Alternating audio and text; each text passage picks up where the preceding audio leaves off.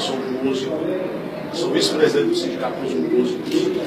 E, embora essa luta, eu esteja aqui representando o sindicato, essa luta é muito mais da categoria do que do sindicato em si. Temos aqui um representante do movimento Vida e Arte e a classe como um todo. E a gente fez a questão de pluralizar essa questão, trazendo também os representantes também do trade, que faz esse entretenimento de música em Fortaleza. São representantes de bares, o pessoal de locação de som. Porque, na realidade, o que está acontecendo é que estão sofrendo os músicos e todo o pessoal da cadeia produtiva em relação a essa questão dos músicos. Garçons, donos de casa, gerentes, está todo mundo sendo pressionado por uma forma arbitrária de abordagem. E aí é um dos pontos fundamentais onde a gente bate. O slogan da gente, somos músicos, não somos bandidos, ele nasce exatamente do anseio ou na realidade do desconforto de como o músico está sendo abordado. Não houve absolutamente nenhuma blitz educativa, nenhum tipo de blitz que a SEMA tinha a obrigação de fazer, uma blitz educativa dizendo isso aqui, o procedimento é dessa forma, é desse jeito, é dessa forma. Não houve isso. Então, o músico lá da periferia, que tem uma geopolítica totalmente diferente da aldeota, ele toca num decibéis X e a aldeota num decibéis Y, a região metropolitana no outro decibéis. Então, essa padronização que a SEMA deveria ter dado à educação não deu. Ela simplesmente aborda. E aborda com a polícia. E aborda de forma arbitrária. Na realidade, a casa que tem o seu alvará de funcionamento, e depois desse alvará, ele adquire uma licença sonora, uma licença de sonorização, disse, portanto, que a casa tem a condição de ter som, de ter música.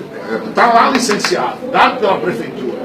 Então, o que é que acontece? Quando é feita essa abordagem, e que não tem reincidência, não quer nem saber se é reincidente, se é ou se não é, eles simplesmente chegam, não querem saber dessa licença, levam, apreendem o material do músico, que antes era um instrumento, e aí houve uma comissão formada, e que isso foi abortado, não se aprende mais instrumento, mas aprende a caixa de som, a mesa de som, que é material do músico, mais caro do que o instrumento, muitas vezes. Então, esse tipo de apreensão, além de ser arbitrário, além de ser uma arbitrariedade, é ilegal do ponto de vista de que você só apreende para dizer que aquilo foi cometido um crime e que aquele som, aquela caixa de som e aquela mesa são provas materiais de um crime cometido. Nasceu, portanto, esse slogan, não somos bandidos, por conta deles avaliarem que a gente está cometendo um crime. Ora, senhores, quando o material é apreendido, crime é a taxa que se cobra para um camarada e resgatar sua mesa de som, sua caixa de som. São multas severas, absurdas, e ainda tem um agravante passivo de processo contra o Estado, que é o material, quando ele é apreendido, ele é jogado no depósito público, empoeirado, sem absolutamente nenhum cuidado, nenhum acondicionamento. O pobre do músico fica batendo de delegacia em delegacia para saber onde está esse material. Quando ele revê esse material está completamente sem condições de operar. Ele tem que fazer reforma, além de pagar uma multa absurda. Ele tem que fazer uma reforma do equipamento. Muitas vezes esse equipamento também não presta mais. Então, por isso que é passivo. Então, o Estado é passivo de processo. E, além disso, nós não temos absolutamente nenhuma condição de saber para onde realmente esse material vai apreendido, qual é o destino. Nós fizemos uma manifestação em frente ao Paço Municipal e 24 horas depois a SEMA mandou destruir um monte de sucata, que na realidade eram caixas que não tinha nem alto-falante dentro, para dar uma prova de pressão, uma demonstração de poder esse completamente absurdo do ponto de vista que eles já estão sendo arbitrários. E aí destruíram um monte de sucata e dizendo que outros materiais foram doados. Para onde? Qual é o portal de transparência de para onde esse material foi doado? Quais foram as entidades que receberam esse material? Qual é a satisfação que o músico teve para que isso fosse doado?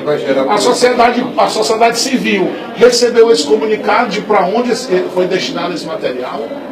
Porque, no mínimo, eu que sofri uma apreensão de material, não tive dinheiro para poder resgatar esse material, eu teria que receber no mínimo um comunicado, se o material foi doado, etc. No mínimo, no mínimo, porque ninguém sabe o tempo que isso caduca.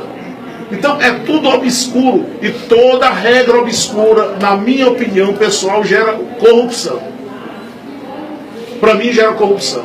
O destino desse material, o tipo de comercialização que possivelmente esse material esteja sofrendo. Então tudo isso nós vamos investigar. Só uma pergunta, aí tirando minhas conclusões. Quando eles apreendem esse material e deixam a relação que estão levando?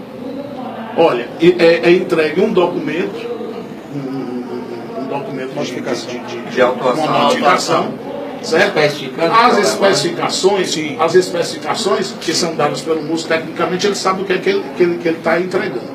Agora, pasme, eu tive conhecimento de músicos, já relato de músicos, que simplesmente não conseguiram achar o material apreendido. Porque existe um empurra para lá, para cá, etc, etc. Sim, mas o músico recebeu esse documento? Recebe, mas ele não... Ele tem poder de fogo, ele tem poder de processo contra o Estado. Então, eu só quero concluir para dar a palavra aqui para o resto do pessoal, é o seguinte. Diga, para concluir.